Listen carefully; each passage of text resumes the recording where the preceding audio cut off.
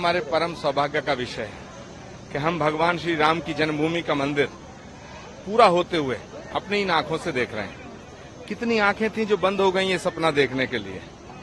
कितने ही संघर्ष, सदियों का संघर्ष, सदियों की लड़ाई, मुकदमाबाजी, अदालत, तारीख पे तारीख, तारीख पे तारीख, तारीख पे तारीख। लेकिन आज वो दिन आया है कि 22 जनवरी को मुझे ऐसा लगता है कि भगवान श्री राम के अवतरण की तिथि है रामनवमी। रामनवमी को भगवान श्री राम का अवतरण हुआ था और ये जो 22 जनवरी है ना, ये भारत में राम राज्य की पुनर्स्थापना की तिथि है। आपसे एक बहुत ही महत्वपूर्ण प्रश्न है, क्योंकि आप खुद आचार्य हैं। सवाल उठाया जा रहा है कांग्रेस के वरिष्ठ नेता दिग्विजय सिंह जी के द्वारा कि राम मंदिर का निर्माण पूर्ण नहीं हुआ है और धर्म के आधार पर ये बिल्कुल भी गलत है कि प्रभु राम की प्राण प्रतिष्ठा हो। ये धर्म विहीन है। कैसे, क्या कहेंगे आप? क्या वाकई में ये धर्म विहीन है? देखिए, पहली बात तो नेताओं को धर्म की व्याख्या करने से बचना चाहिए।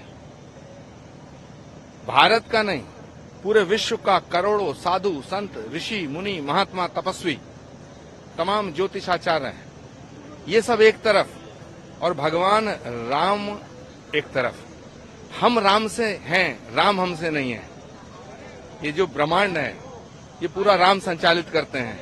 हमारे शास्त्रों में एक सूत्र है, शुभस्य शीघ्रम। जो शुभ काम है उसको जल्दी करो, जो शुभ काम है उसमें रोड़े मत अटकाओ।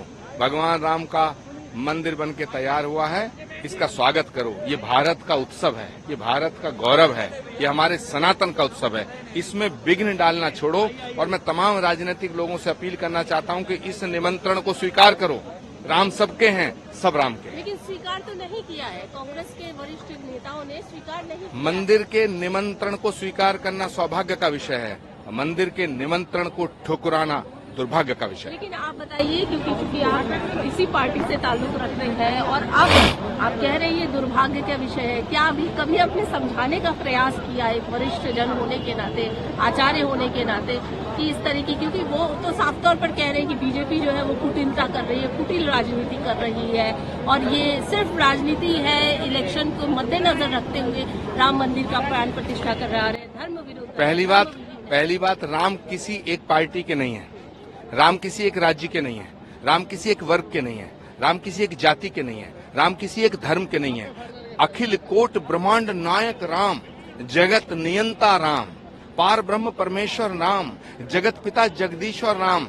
जहां हमारे राम हमारी आस्था के आधार हैं, तो इस पर कोई लेकिन, बट, किंतु, परंतु करना व्यर्थ है। पहली बात। दूसरी बात, मैं सबसे हाथ जोड़ के अपील करता हूं, राम को किसी एक पार्टी तक सीमित मत करो।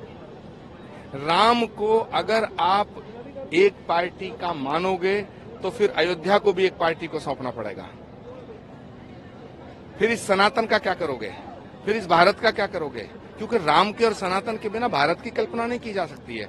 मैं फिर कहना चाहता हूं कि जो राजनीतिक लोग, जो नेता, जो पॉलिटिकल पार्टियां भगवान राम के निमंत्रण को अस्वीकार कर रही हैं, ये गलत कर रहे हैं, पुनर्विचार करना चाहिए। एक और सवाल ये कहा गया कि प्रभु श्री राम का मंदिर बनेगा तो क्या रोजगार मिलेगा, क्या डेवलपमेंट होगा? इस तरीके के जो बयान निकलकर सामने आ रहे हैं राजनीतिक गलियारों से, इसको लेकर क्या कहेंगे? क्या वाकई में प्रभु के श्री राम के मंदिर से डेवलपमेंट नहीं हो रहा है, विकास नहीं हो रहा है? बहुत लोगों ने सवाल उठाया कि क्या मंदिर से रोजगार मिलेगा, मंदिर से डेवलपमेंट? मैं अयोध्या की रज को माथे पे लगा करके ये कहना चाहता हूँ कि अयोध्या का विकास पूरे विश्व में अद्वितीय विकास हो रहा है। और सुनिए, लाखों करोड़ों लोगों के रोजगार के साधन मुहैया कराए जाएंगे, इसमें कोई शक शुबा नहीं है। लेकिन प्रश्न रोजगार का नहीं है, प्रश्न नौकरी का नहीं है।